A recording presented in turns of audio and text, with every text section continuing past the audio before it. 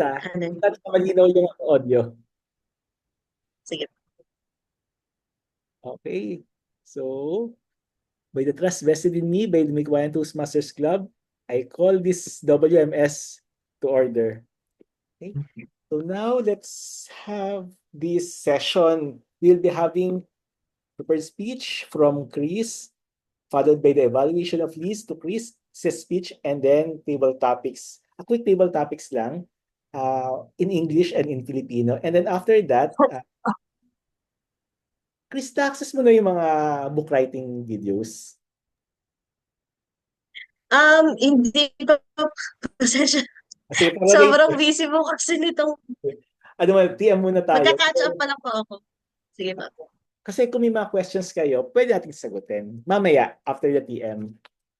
Okay, so, anong title ng speech mo, Chris?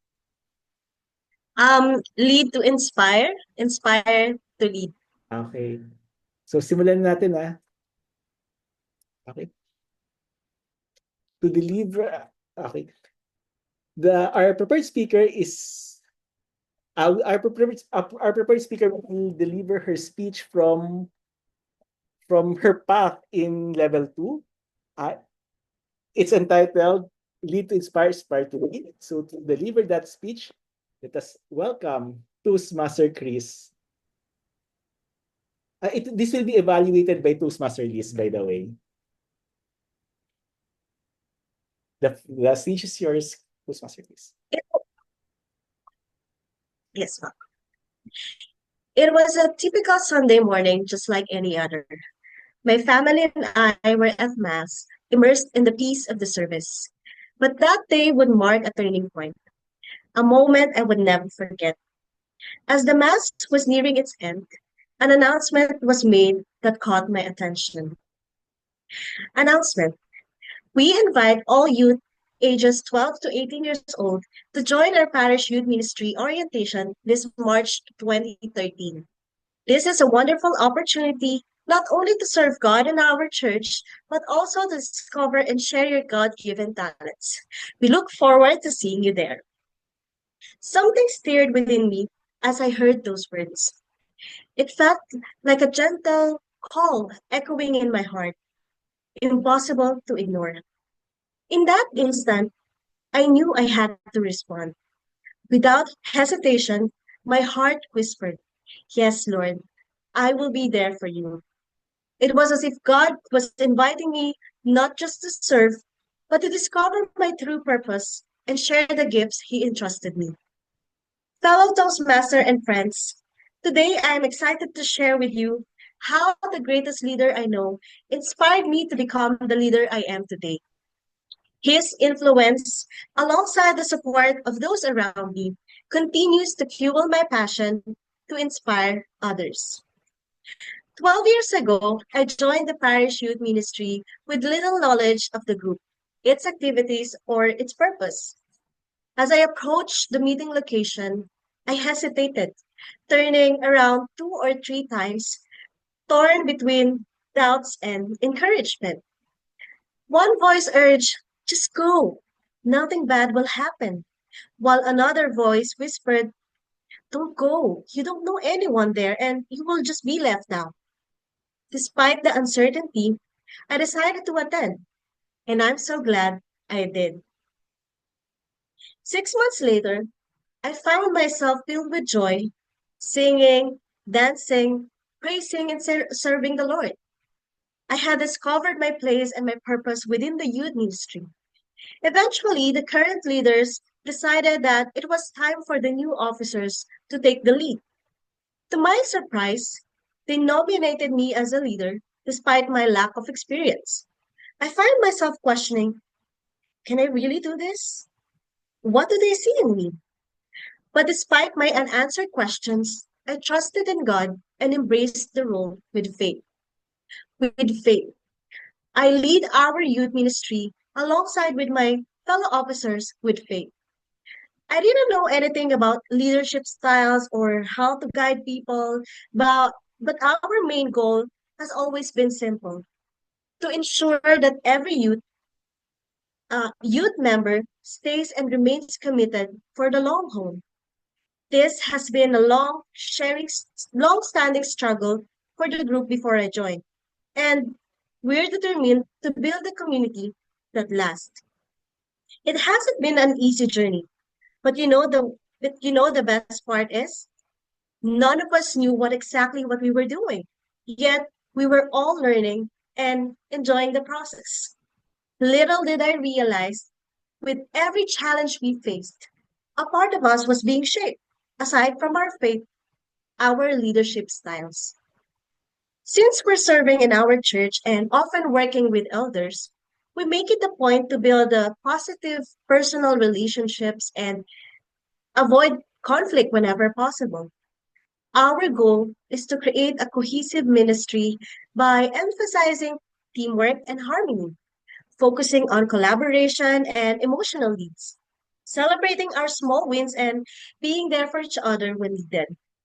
As I write this, I realize that what we've been doing all along aligns with an affiliative leadership style, which has become my style to this day.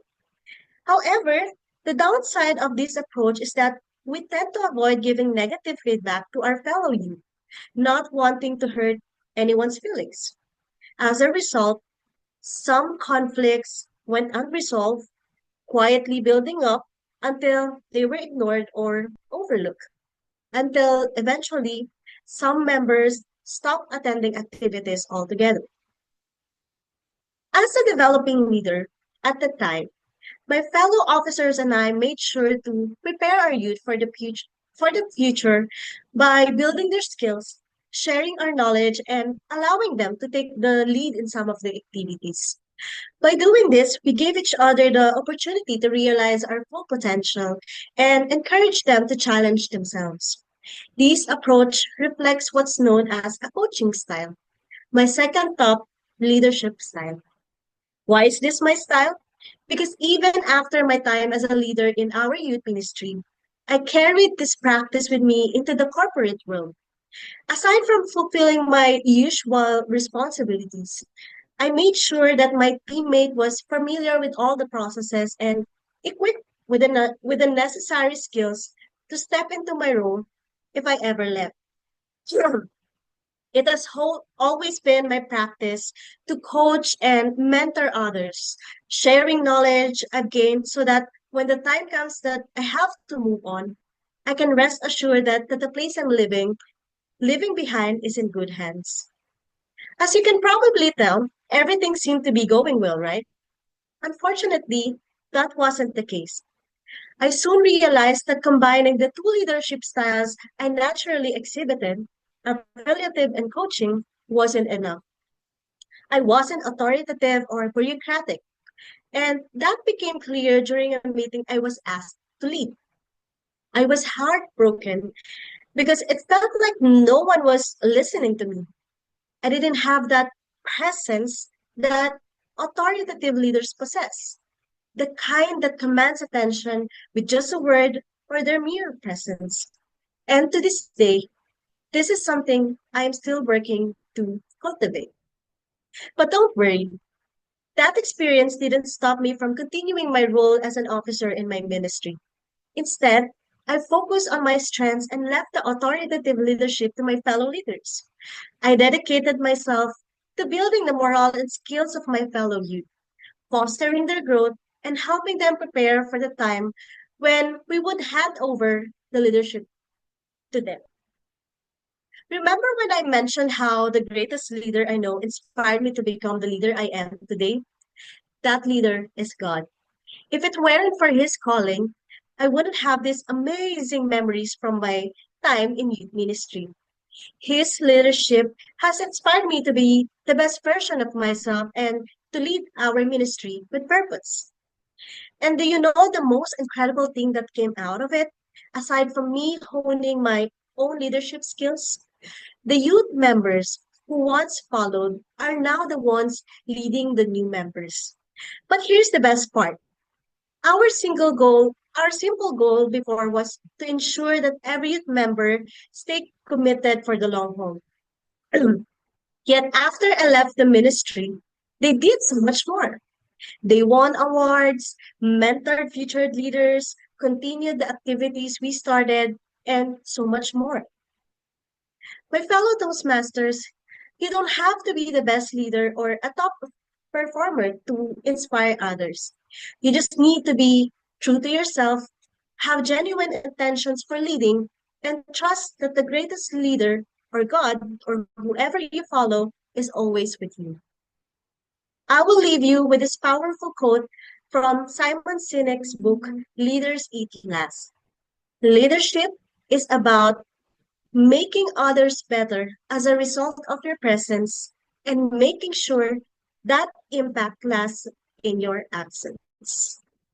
Thank you, and over to you, Toastmaster Mark.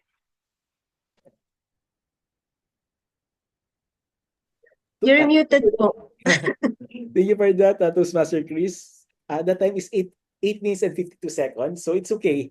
It's just mentoring session. So while Toastmaster Liz is finalizing her evaluation, so pating kuro-kuro muna tayo. So what before Anak, ako hi Tita Lit. Good afternoon. Hi Rose. Good afternoon. hello, makapasok. Oo, pagka laptop, kayang-kaya ko. Pag ito, oo. Hello, good afternoon, everyone. Can you hear me all right? Medyo mahina Rose yung boses mo. Dito ba? Dito? Dito ba galing? Dito? 1, 2, 3. 1, 2, 3. Basta yan, okay na yan. Before we start with the evaluation, Betchay, kumusta boses mo? Kumusta pakiramdam mo? I'm at least 80%, not fully recovered, but I can now speak at least. Was it flu? No, sore throat. Sore throat. You're at work right now or No, I'm in my room. in your room? All right. Okay. Because we were talking about leadership, how did you start as a leader? Hindi to table topics just ano lang conversation, friendly conversation. How did you start as a leader? I'd like to say that my teacher in grade school discovered me because I started just being or just participating in oration, declamation. I think that it all started with just speaking. And after that, my teacher in grade school pointed out or appointed my own members for a club. So that's how I was honed. That's how I was maybe taught by my grade school teacher back in grade 3. Grade 3 pa. Okay. So from grade school, then high school, I went on to be a president of the class, joining the student council, up to college. So everything, I went down the whole just in leadership. I'm always active in school and academics. So that's how. All right. So it started from grade school. Yes. Up to now, kasi you're an operations manager, right? Yes. Oh, I never imagined I would be in operations, but it seems it's my should I call it destiny, or is it really my skill? Maybe both.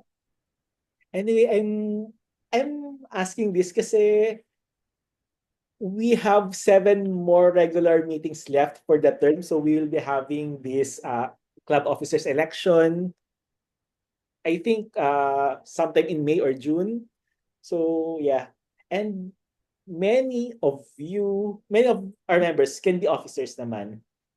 For example, for next term or the succeeding terms after that. How about you, Rose? How did you start as a leader? Ay, nakamute ang ating Rose. Kasi parang si Rose talaga pang treasury yan eh. So leader siya sa mga Pang ano? Leader ng kaprahan. Okay ba yung sounds ko? Yes, much better.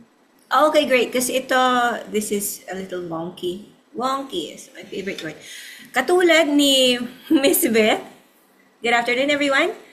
Katulad ni Miss Beth, nung grade school nagsimula, hindi ko alam bakit. I mean, hindi nga ako nila sinasali sa mga I'm sorry, English dapat. Um, yes, back in grade school, I wasn't really the one they volunteer to join school contests and orations. And I'm not the first honor, although I was the second honorable mention during my grade school days. But I think they found me charming and adorable. Oh, That Miss. is why, well, instead of being the muse, I was always class president or vice president. So I started my leadership training there, even, so that's in the classroom setting. Yeah. And then even during Girl Scout, I was the patrol leader. So there, I led a bunch of my fellow Girl Scout mates. In high school, I joined the COT training voluntarily. And then in high school, voluntarily again, I ran for the student council, but I didn't win that time. And yes, it feels like once people get to know me, they have this impression that I can do everything. It's like a first impression curse for me. Oh, you're so good. I'm just charming people. I'm just adorable. That's my strength. I can't do everything. I need a lot of help. What's your asset? Being adorable, being charming. Being a mascot, yes. Mascot. Okay, thank you for that, Toastmaster Rose. How about you, Toastmaster Lin? Now that you are one of the leaders at church, so how are you projecting your leadership style at church? Hello, good afternoon, everyone. Well, I think my leadership skills started very late. It started when I have become a mother. Mhm. And my children, I have 4 children, so one after the other until I got four. And well, you can't help but be a leader, right? When you have a bunch of 4 kids. And talking about church, well, I still have to admit that I am growing into this. I didn't start right away as a pastor, but as an assistant pastor. And how I wish I just stayed that way, because when you are the assistant, all you need to do is follow the leader, right? But then there would come a time, and it has come, that I am now the administrative pastor of a small church anyway. So it's really a good place to start and grow, and I'm still learning. But I am so thankful for the Toastmasters Club. Really, really, there's nothing like Toastmasters Club where you don't just learn your leadership skills, but you also learn how to speak right. And that is very important for a pastor. So, leadership is still happening. And I know it is also true with every one of us. But what we need to do is just press on. And yes, I'm developing my leadership skills in Toastmasters Club. Thank you. Thank you, Toastmaster Lin. Please, are you ready, Toastmaster Liz, for the evaluation? Okay. How about you? Hi, Chris. Are you still there? Yes po. Yeah. Are you ready to hear the evaluation of Toastmaster Liz? Yes po. All right. To deliver the evaluation for Toastmaster Chris's speech entitled Lead to Inspire, Inspire to Lead, let us welcome here on stage Toastmaster Liz. Thank you so much, Toastmaster Mark, and congratulations, Toastmaster Marie Chris, for a wonderful speech. From the title, Live to Inspire, Inspire to Live, it caught my attention that I really wanted to hear and how you deliver your speech.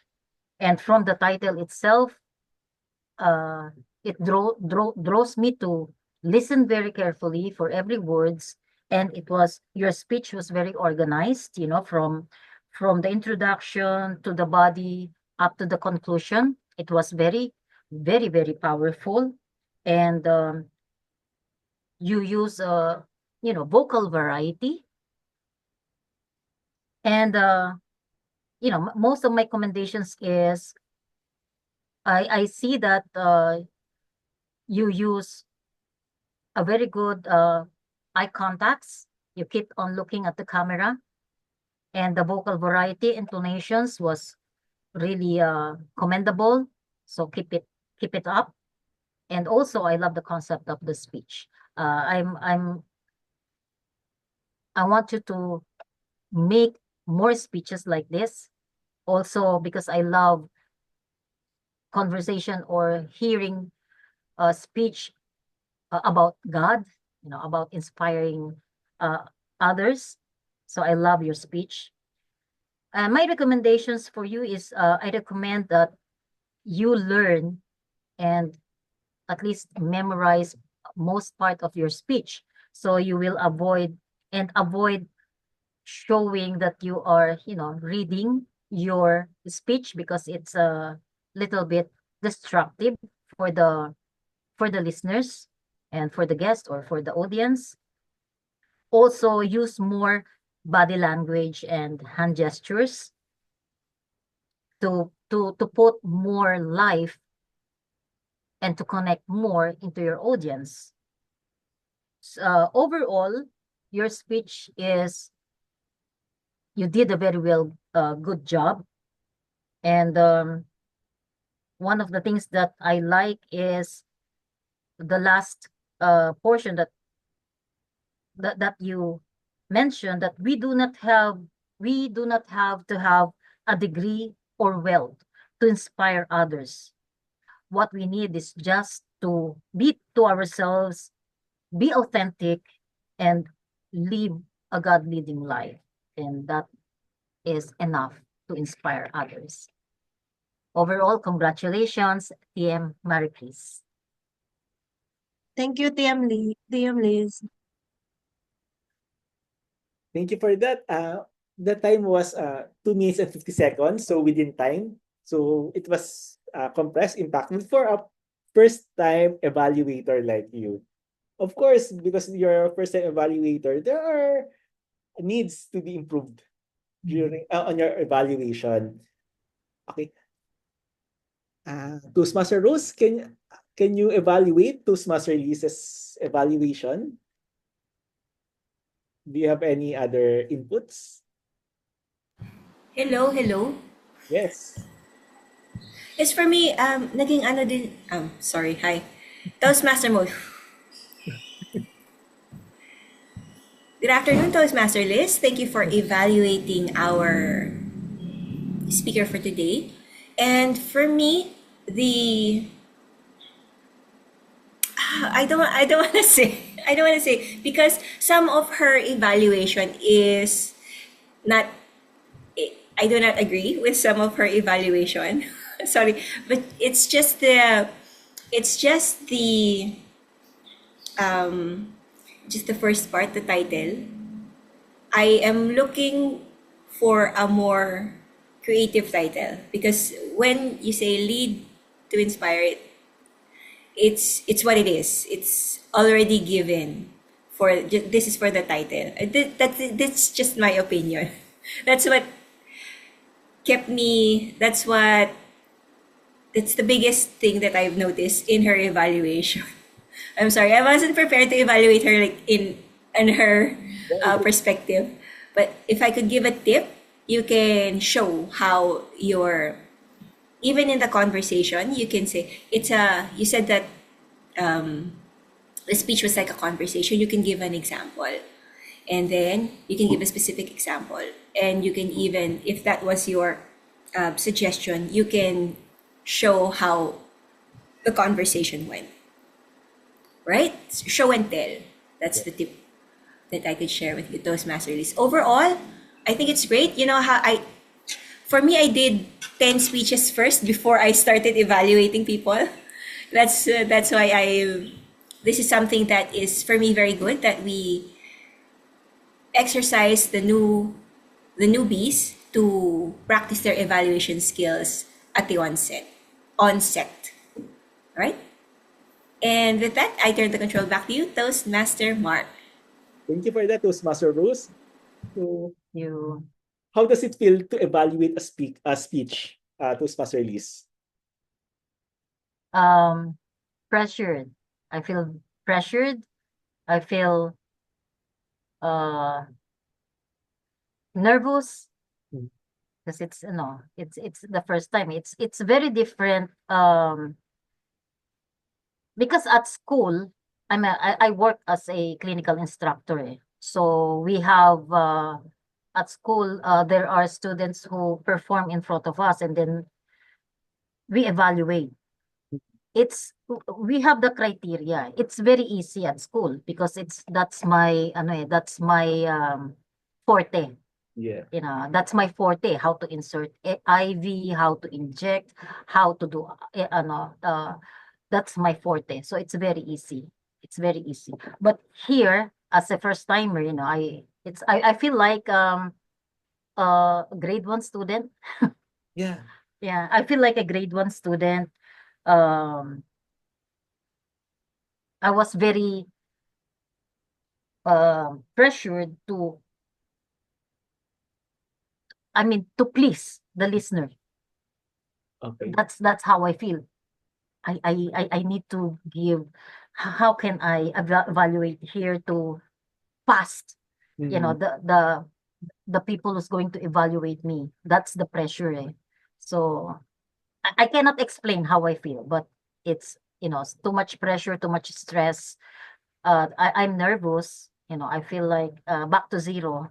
So, but I appreciate the evaluation of TM Rose because she did it. She was doing this thing for many years. For many years, and it was, her very experienced. All of you were very experienced.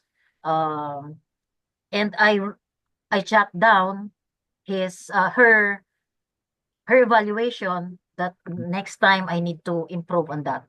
Give specific examples and try to feel that it's like a normal conversation between me and the speaker so that I will not get nervous next time. I need to do that. I Yes. need to do that. Yeah. So I'm so glad to, for that evaluation from TM Rose. I appreciate that a lot because I took it as a constructive criticism for my improvement next time. So thank you so much, everyone. Thank you so much. And it's better to Thank be you nervous. too, and you're welcome. Yes. It's better to be nervous at the mentoring session. Uh, Di ba? Kasi syempre, mhm. you will have a level up when you evaluate a speech on a regular meeting. What more if you evaluate a speech in another club or in the contest? Yes. Uh-huh. So, And also it's like I was pressured not to be embarrassed, yeah. Yeah. Yes, because you need to deliver your evaluation politely. Kasi Yes. there's we're not always we do not always agree with the speech itself, but we have to be polite and courteous on delivering our evaluation. So that's why when we evaluate the content, it's not the opinion that we're evaluating. It's the flow and the logic of the content. And then it's okay to evaluate the title itself. You need to evaluate the Okay. title. If do you think the title relates to the speech? And then there are cases that some stories are just forcefully inserted in the speech. So you may call it out. So, halimbawa, pinilit lang yung naipasok yung story na ganito para lang pampadagdag sa speech pero hindi naman siya related, you may call that out. So it's what is being practiced in the evaluation is the critical thinking, critical and analytical thinking. So yun siya. Mm. Anyway, I'll give Thank you. you Thank you. More tips. I need more tips. more tips And more for practice. practice. Yes. Yes, more practice. So next time, if you will not be delivering your speech, you will be an evaluator. I will Kasi appreciate that. ngayon, sa mga next meetings natin, you will evaluate the icebreaker speeches. Parang si Betcha yata or si John ang i-evaluate mo muna hanggang sa si Tita Christine na ang i-evaluate. Wow. So, ganung level. Mhm. To Dan. Okay, Wow. Thank you so much. you're welcome. Okay, so now, next portion na tayo, table topics. Kasi like what I mentioned, we are not doing the table topic speeches every time. So, I think si Betchay parang once or twice pa lang nakapag-table topics, right? And then, parang once or twice, no? And then si Liz, parang hindi man lagi, di ba? So, once pa lang ba? Once pala. Sige. Now, table topics tayo. Si Rose and Tita Lit will join also. And Chris will join. Sure, why not? So, let's start with this question. Ang technique ko kasi I mentioned the question or quotation first para lahat tayo mag-isip. So, the question is, if you had a late night talk show, who would you invite as your first guest? If you had a late night talk show, who would you invite as your first guest? Toastmaster Betchay. This for 1 to 2 minutes speech. Yes, Toastmaster Betchay. If I have a late night talk show, this will be something personal. My first guest would be my late father. My late father. Just yesterday, I stood in front of a mirror and asking myself if I did everything right. I was questioning everything. My career, my confidence, my future. So what's happening next? Tomorrow is the death anniversary of my dad. And if I would have a chance of a late night talk show and the universe would give me a chance to talk to my father, assuming that the line in heaven is open, I would ask him if I followed all his discipline, all his instructions to me. And what would he say? I want to know if is he proud of me? Did I do things right as per his instructions? So it would be a very personal talk show for me because I hadn't have that conversation, heartfelt conversation, because my father left us very abruptly. He died when he was only 50 years old, and I was still a bit young. I was still in college. I was still studying. But then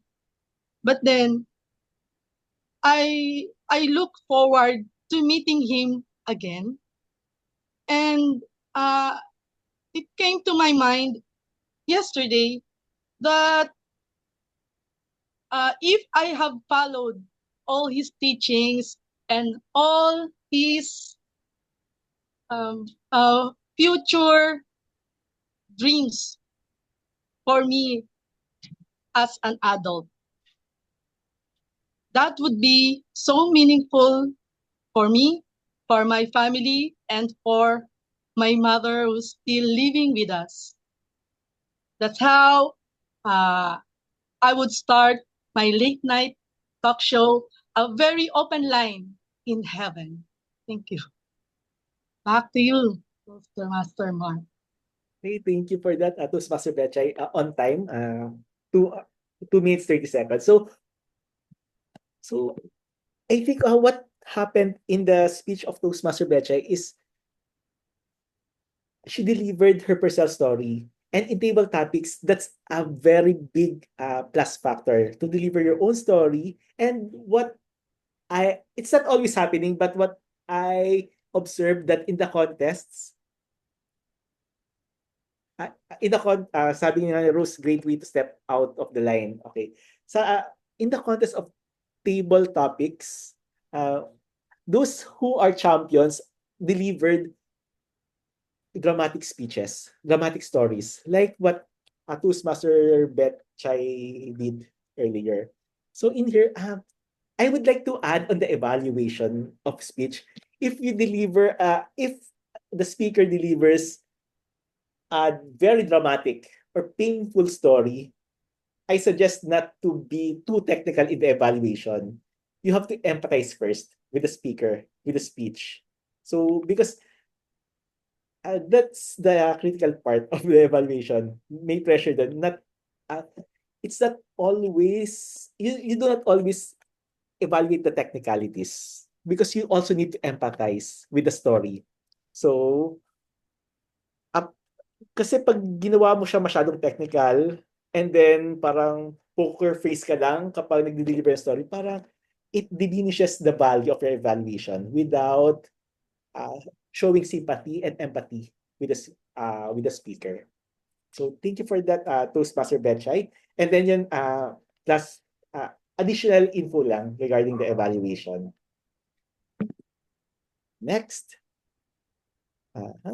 Wait. The next table topics question is, if you absolutely had to sing karaoke, what would be your go-to song? If you absolutely had to sing karaoke, what would be your go-to song? Toastmaster Liz. If I'm going to sing a karaoke, Yep. what would be my go-to song? Yes. I guess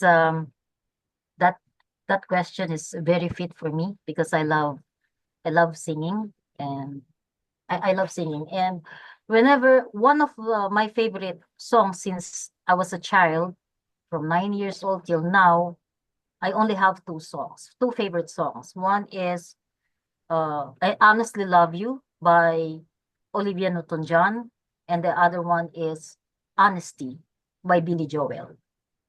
This reflects my inner wanting from other people or from the people around me.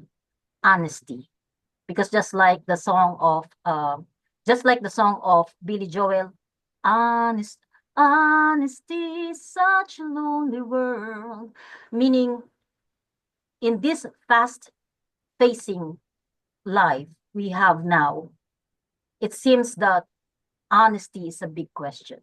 That's why most of the people nowadays have trust issues. Many people, I'm not saying in general, but many people have trust issues because of the honesty. So if I'm going to sing a song that will also give a good message for other people, is I'm going to sing that Honesty by Billy Joel. Because if you're going to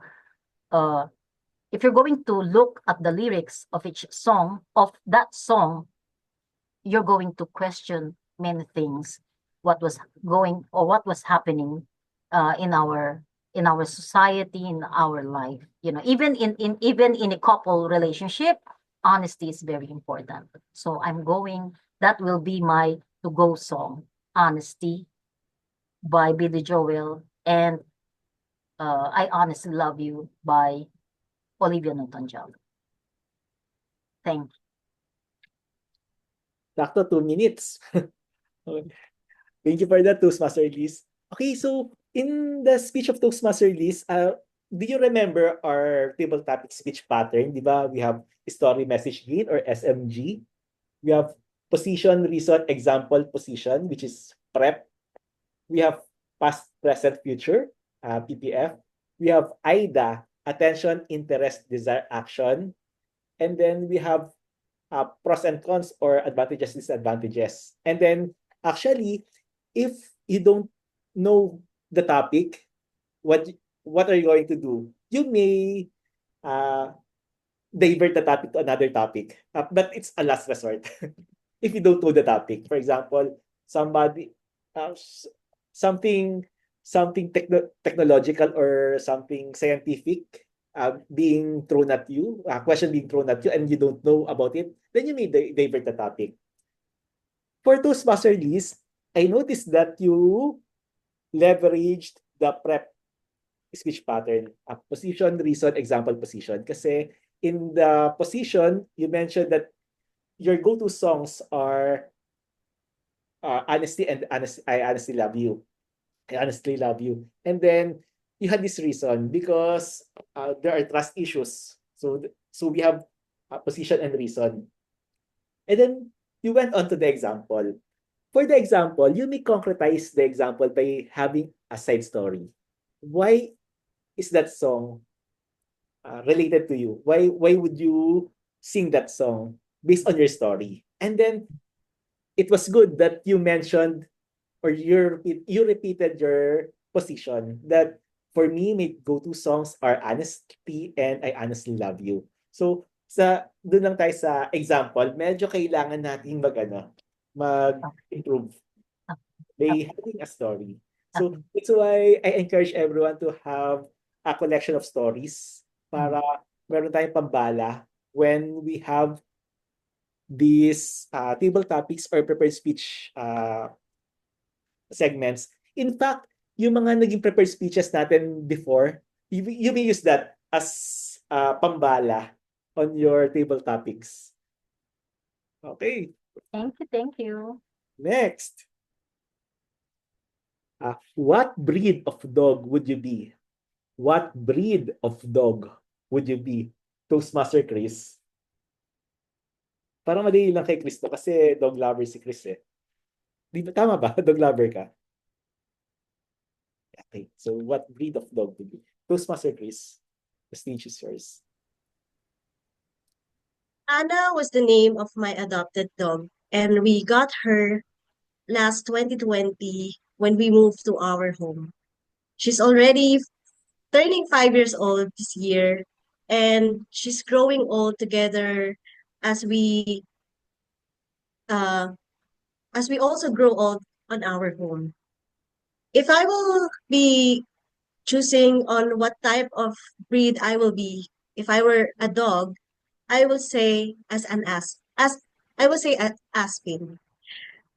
Simply because first, it's a Filipino breed, and I am Filipino, and of course, I am proud of my nationality. The second one is because of their characteristics and traits. Aspins are very loving, very mischievous, and wise, especially streetwise dogs. Unfortunately, although they are considered one of the known dog here in our country, they are sometimes neglected and treated unfairly. Little did anyone know that they are the most adoptable and streetwise type of dog that we know of. Aspens are live longer than other type of dogs, and because of it, it's also the reason why I wanted to choose to be an Aspen if I will be a dog. So yeah, if I will be a dog, I would like to be an Aspen because they are loving, they are streetwise, uh, adoptable type of animal, loving, caring, and mischievous at times. Over to you, Tim Mark. 2 minutes, 5 seconds. Okay. So within time. Okay. What do you think is the speech pattern that Chris has delivered earlier in her speech? At Toastmaster Rose or Toastmaster Elite, what do you think was the speech pattern? Hi, Toastmaster Chris. I think your speech was the prep because you gave the answer directly. You want to be an Aspin. And then you gave the reasons and examples why you want to be an Aspin. And you wrapped it up again by telling that you want to be an Aspin. And I think that's great. And I'm trying to recall if she had a call to action. Don't shop, adapt. Pwede ganon. Yes. Ganun. Yeah, I I forgot. guess. Yes. Usually, well, in the Toastmaster setting, that is, people look for call to action at the end of a table topics segment. For evaluation, that would be your extra challenge for the speaker at the end of your evaluation. Yeah, that would be the call to action for evaluation part. And I think everyone's doing well. Yes. Kasi Yes. ako, tapos meron pa silang mga ano, they have examples and, reasons. I would just, I'm just, I'm just here for fun. Sabay ganon. Thank you, Toastmaster Mark. Okay, thank you, Toastmaster Rose. Actually, tama si Rose, prep. And it seems that the speech of Toastmaster Chris can also be AIDA, attention, interest, desire, action. Kasi in the attention, for me, she captivated me by her speech by delivering a story about Anna. And then the interest part was the Aspin part, that you would want to be an Aspin if you would be a breed of dog. And then in the desire, you mentioned the characteristics of Aspin. Though at the end, you need the call to action. So it could be both prep and AIDA for me. Okay, thank you for that, Toastmaster Chris. Are you enjoying? Of Yes po. course, hindi pa uhuli si Toastmasters Rose and Lit. What are you a morning person or a night person? Toastmaster Rose, are you a morning person or a night person? Wait lang ah.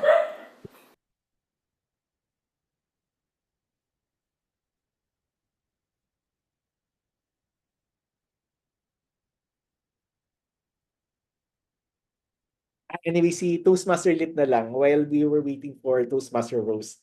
Toastmaster Lit, are you there? Sorry. Oh, yes, I'm here. Ay, sige, si Rose muna, si Rose. Toastmaster Rose, are you a morning person or a night person?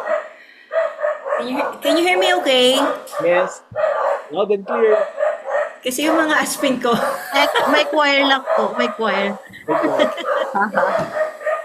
Oh my, they're speaking on your behalf.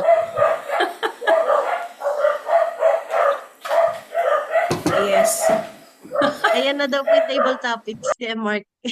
Ayun na. Tapos na. That's for the previous table topic. Okay, I'll try this. If I am definitely not a morning person.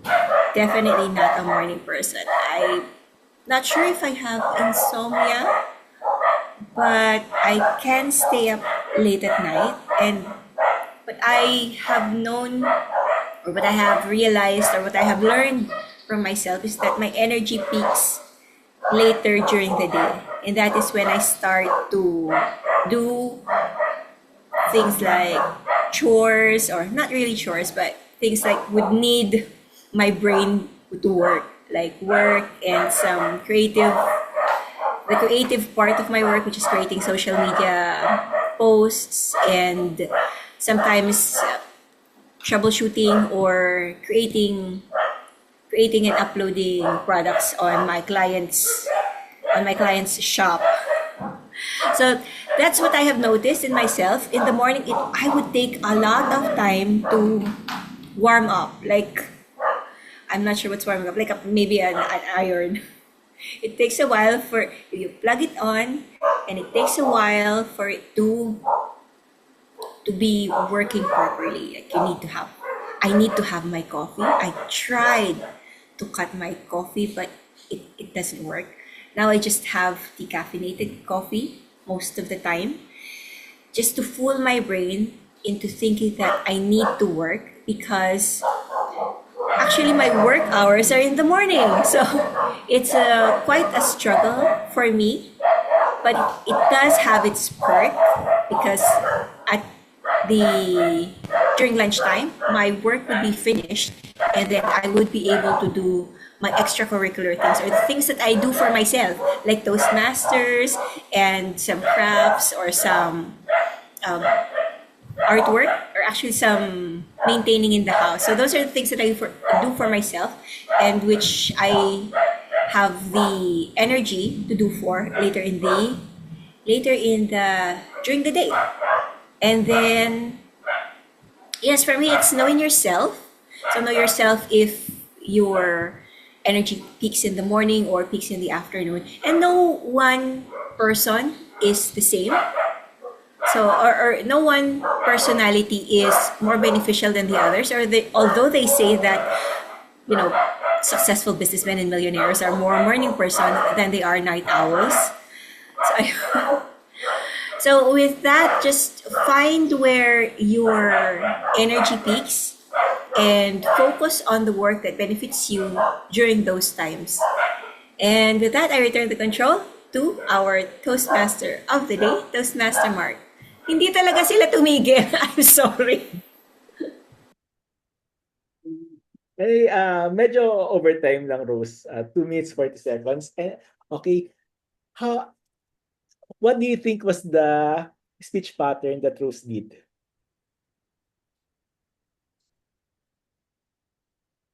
Dapat pala ginawa kong pro and con, ano? Do you think? No? Compare and contrast. No? Yes. Hindi Pwede. rin magawa nun eh. Yeah. Eh, parang prep. Parang prep. Okay. Pero of course, Rose is creative in delivering her speeches. Mahirap talaga ang table topics. Yes, it's not my forte, I'm telling you. Kasi masyado akong I'm almost an ADHD. Almost. In denial ADHD. So when they give me a topic, I have a lot of things already in my mind to tell. So that's... Tapos ka na, pero nag-side story, nag-side statement ka. Oh, may side story lagi. So, hirap ako mag-focus. Okay na. Need lang talaga ng practice. Yes, I will. Session. For the Toastmaster rules, of course, last but not the least, Toastmaster Lit. The question is, if you could rename yourself, what name would you pick? If you could rename yourself, what name would you pick? Toastmaster Lit. Good evening. Oh, fine. I'm thinking of who I am also. I'm also an evening person. Okay, take 2. If I would be given a chance to rename myself or rename my name, I would choose to be called Lily. Well, actually, Lily is also like just a nickname of my name, Renelita, but I just love this name. You know, we have Toastmasters Rose, whose name is a flower. And somehow I also wanted my name to be a flower. And I just so happen to love lilies. And so that would be a name I would choose for myself. And I think Lily, actually, I already told my family about it, that if I die, sorry to mention that, but I'm not afraid of dying, but there would come a time when I would pass away, and I already told my family I would love my casket to be surrounded by lilies. I think that would be wonderful. Lily, why Lily? I think it also has something to do with my relationship with Jesus, who is the lily of the valley. So I just love to be like him in a way, Lily. And Lily is not so common, right? Or maybe it is, but the Lily I have in mind, which actually is here in my phone, I could even share that picture with you, is a beautiful thing to me. It reminds me of God's creations, and it's just one of the many creations of God I just love to look at. So I always have it on my phone. I cannot say anything more, but if I could just encourage you to call me Lily once in a while instead of just calling me Lit. Good afternoon, everyone. Thank you for that, Toastmaster Lily. We can Wow, you did that. Thank you. Lily.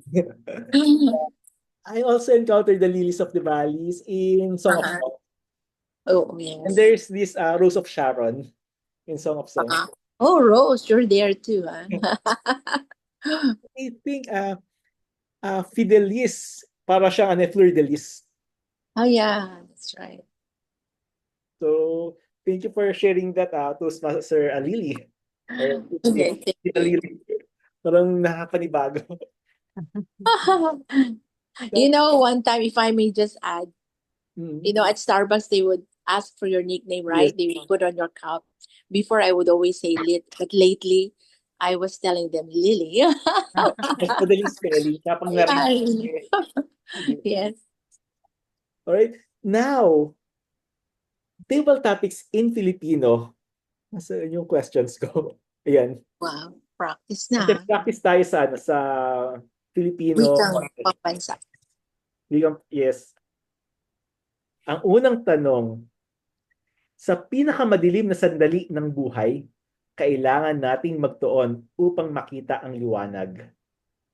Sa pinakamadilim na sandali ng ating buhay, kailangan nating magtuon upang makita ang liwanag. Toastmaster Betchay.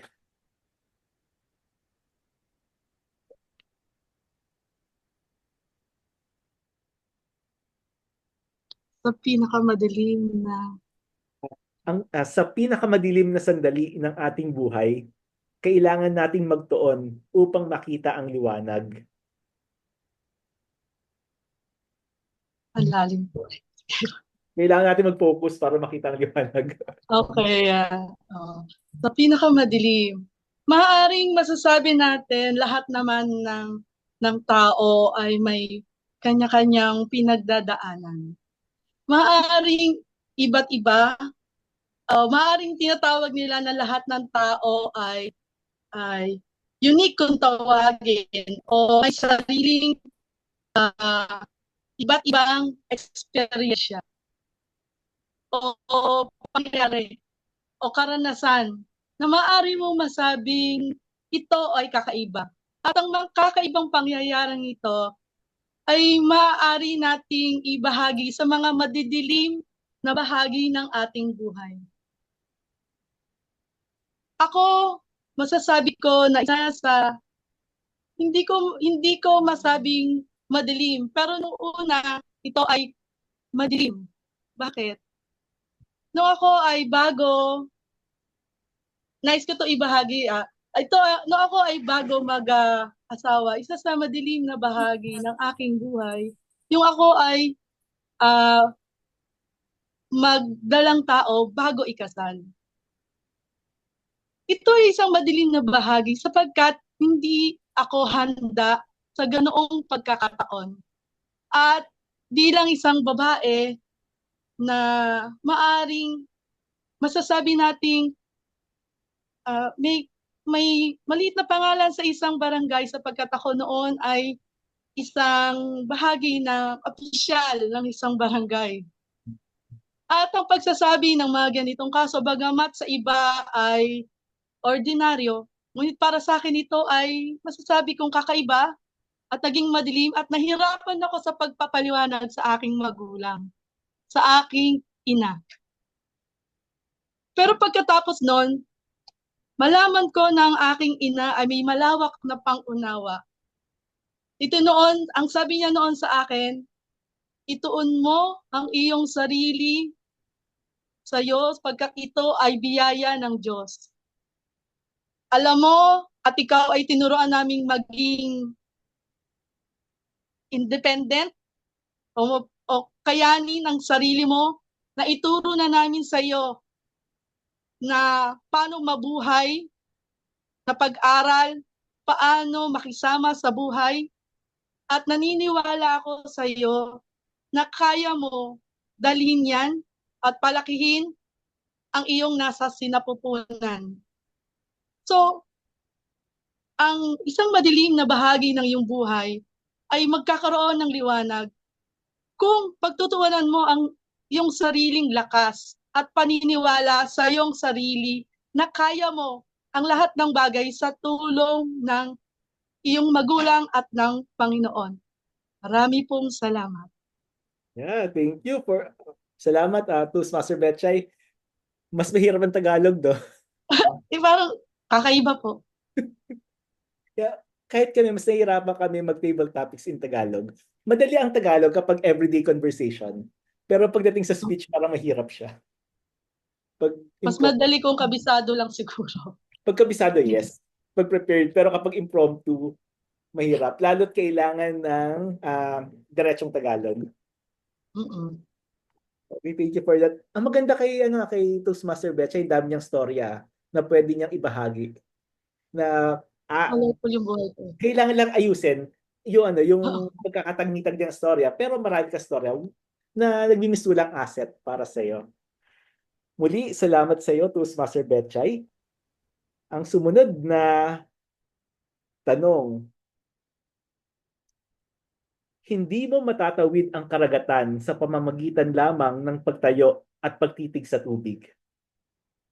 Hindi mo matatawid ang karagatan sa pamamagitan lamang ng pagtayo at pagtitig sa tubig. Tinatawagan natin si Toastmaster Chris.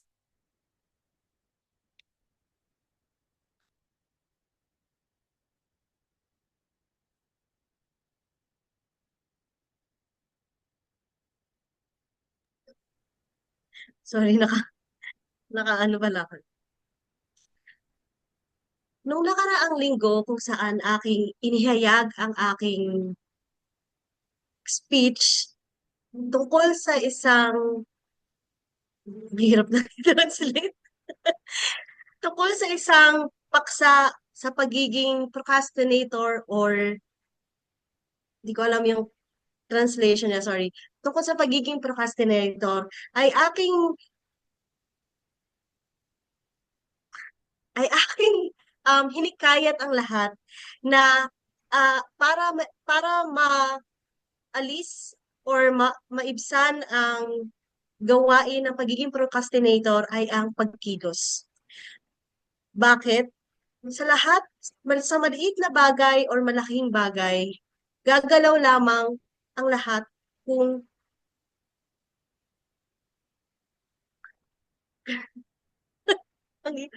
gagalaw lamang ang isang bagay if you will take the first step. Sorry. It's really hard. Diretso lang. Yeah. If you will take the first step. Katulad sa paglalakad at katulad sa pagtakbo, makakatrating ka lamang sa iyong paroroonan kung ihahakbang mo ang iyong isang paa o itatakbo mo ang iyong isang paa.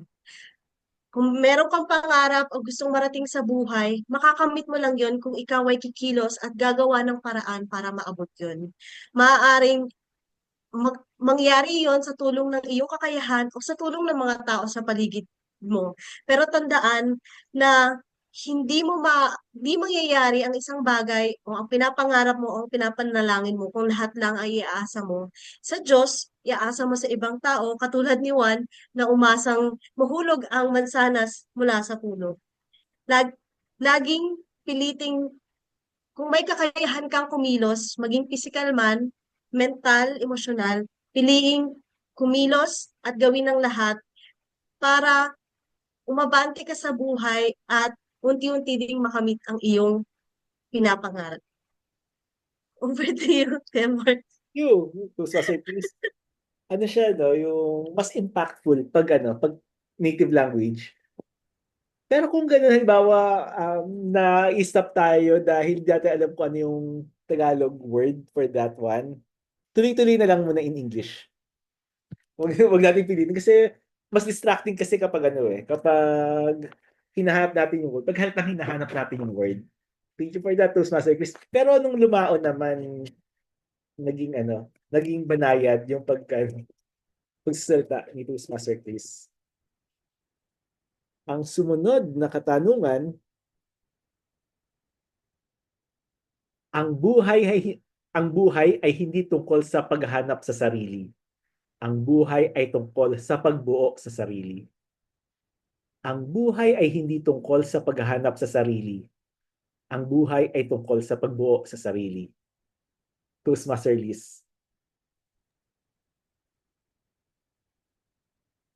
Maraming salamat, Mark. Ang buhay ay hindi sa paghanap sa sarili, kundi sa pagbuo sa sarili.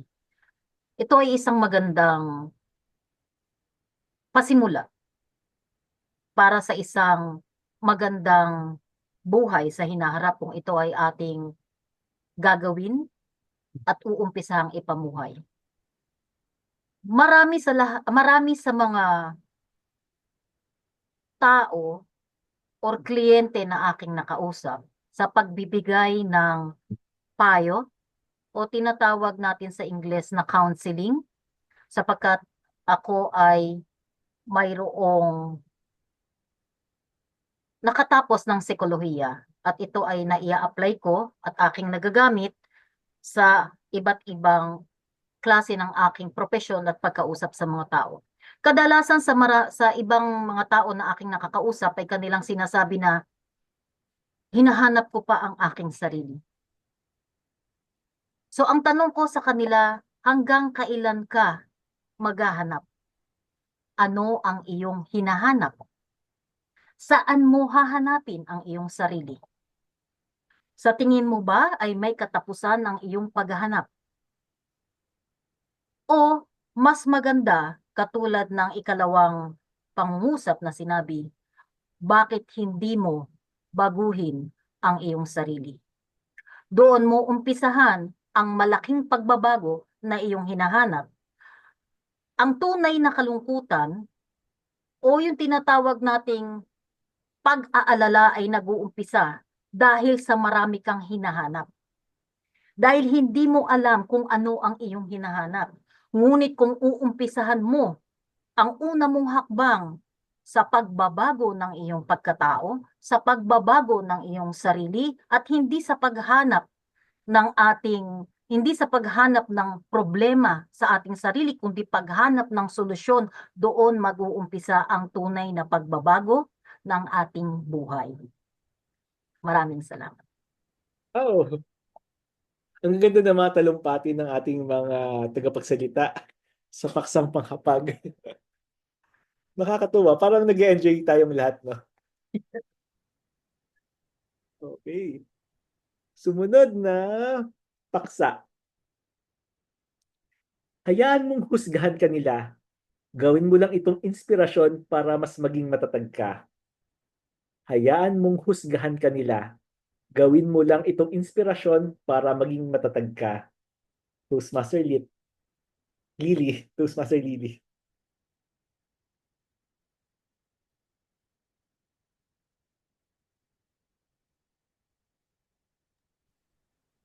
Sa ating buhay, karanasan nating lahat, yung tayo ay napupuna. Mula pa nung ating pagkabata hanggang sa ating pagtanda, ang ating mga lolo, lola, nanay, tatay ay lagi tayong pinapansin.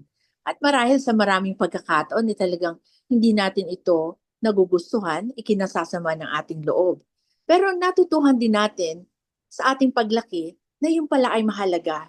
Yung tayo ay pinupuna, tayo ay pinapansin. Hindi dahil sa wala tayong kwenta, kundi dahil nga sa may kwenta tayo at gusto nila na lalo nating mabigyan ng tamang pagpapahalaga ang mga bagay-bagay. Pero kung minsan talagang kapag ka ang pumuna sa iyo ay sa tingin mo mas mataas ka sa kanya, mas okay ka sa kanya, mahirap tanggapin.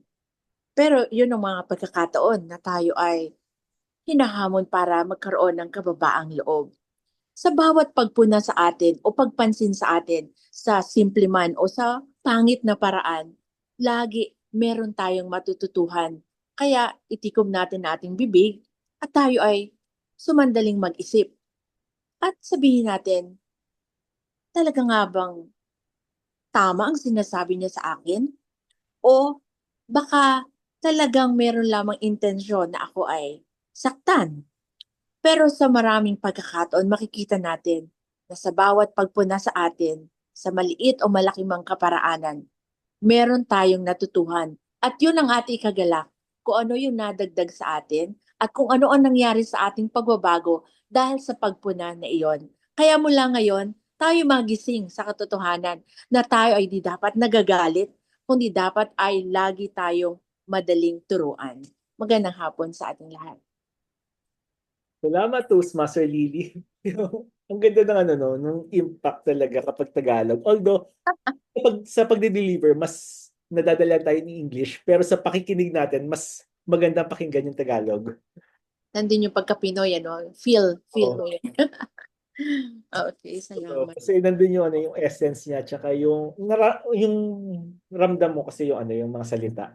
Mm. Si Rose ba nandito na? Hi, Rose. Hello. Ikaw ang next. Oh, okay ba Wala yung nang audio aso. ko? Yes. Wala nang aso. May tao pala. Kaya, May tao pala. Sorry naman. Okay. Kaya maingay. nakakahol. Maingay yung mga alaga. Okay. Ito ang iyong paksa. Ang pinakamapanganib para sa karamihan, sa atin ay hindi ang pagpalya sa pag-abot ng isang napakataas na layunin, kundi ang pagkamit ito dahil ito ay talagang kayang abutin.